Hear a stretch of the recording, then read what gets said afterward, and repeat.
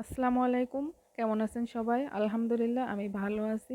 আজ আপনাদের সাথে প্রতিদিনের রান্নার একটা ভিডিও শেয়ার করার জন্য চলে আসলাম। তো চলেন দেখে নিই আমি কি রান্না করলাম। চুলায় প্যান বসিয়ে দিয়ে আমি সামান্য পরিমাণে তেল দিয়ে দিব, খুবই অল্প পরিমাণে তেল। তারপরে গোটা মশলা দিয়ে দিব, তেজপাতা, দারচিনি, এলাচ, লবঙ্গ। একটু মশলাগুলা তেলের মধ্যে ভেজে নিয়ে তারপরে পেঁয়াজ কুচি দিয়ে দিব। পেঁয়াজ কুচিগুলো একটু নরম হয়ে আসার পরে আমি এখানে সব বাটা মশলাগুলা দিয়ে দিব।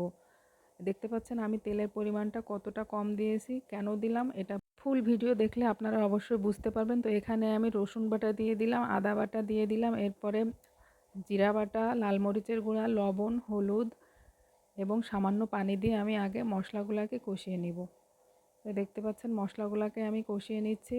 মশলাগুলো কষানো হয়ে যাওয়ার পরে এখানে আমি আরও একটা মশলা দিতে ভুলে গেছি, এখন সেটাই দিয়ে দেবো, এই যে ধনিয়া গুঁড়া। তো ধনিয়া গুঁড়াটা দেওয়ার পরে আমি আরও একটু মশলার সাথে নেড়ে নিলাম। এখানে আমি সামান্য গরুর মাংস এবং চর্বি নিয়ে নিলাম। এগুলাকে এখন আমি মশলার সাথে ভালো করে কষিয়ে নিব। আর এখন হয়তো আপনারা সবাই বুঝতে পারবেন আমি কেন তেলের পরিমাণটা কম দিয়েছিলাম। চর্বির জন্য, চর্বি থেকে অনেকটাই তেল বের হবে। এখানে আমি যদি তেল নাও দিতাম তাতেও কোনো সমস্যা ছিল না। এই যে দেখতে পাচ্ছেন কতটা তেল বের হয়ে আসছে। আমার কিন্তু এগুলা কষানো হচ্ছে, একটু ভালো করে নেড়ে নেড়ে সময় নিয়ে কষাতে হবে, কারণ চর্বি থেকে একটা স্মেল আসে, সেই কারণেই। এই যে দেখতে পাচ্ছেন আমি অনেক সময় নিয়ে এটা কষিয়ে নিচ্ছি। কষানোটা কিন্তু আমার প্রায় শেষ। এখন এর মধ্যে আমি মুগ ডাল অ্যাড করে দিব। ডালটাকে আমি 1 ঘন্টার মতো ভিজায় রাখছিলাম। আগে থেকে ডালটা আমি ভেজে ধুয়ে তারপরেই ভিজায় রাখছিলাম। এখন আমি এই ডালগুলাকে মাংসের সাথে ভালো করে কষিয়ে নিব। ডালগুলাকে একটু সময় নিয়েই আস্তে আস্তে কষিয়ে নিতে হবে। আমি সেটাই করতেছি, দেখতে পাচ্ছেন আপনারা। এখন আমি এই কষানোর জন্য অল্প পরিমাণে পানি দিয়ে দিলাম। এই পানিটা শুকায় আসলে আমি রান্নার জন্য পরিমাণ মতো পানি দিয়ে দিব। দেখতে পাচ্ছেন কষানোটা প্রায় শেষ, তেলগুলা উপরে উঠে আসছে।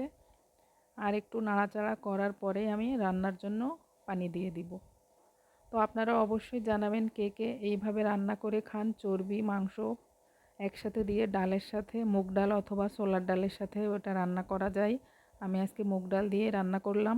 তো অবশ্যই জানাবেন আপনারা যদি এই খাবারটা খেয়ে থাকেন।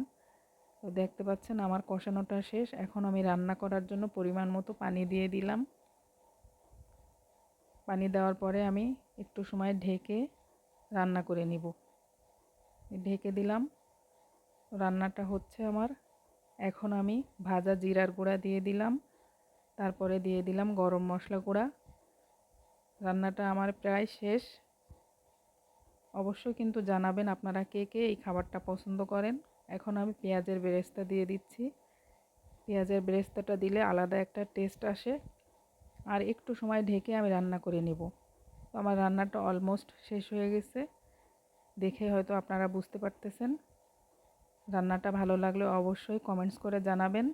আর যারা এখনও আমার পেজটিকে ফলো করেন না অবশ্যই একটা ফলো করে দিবেন।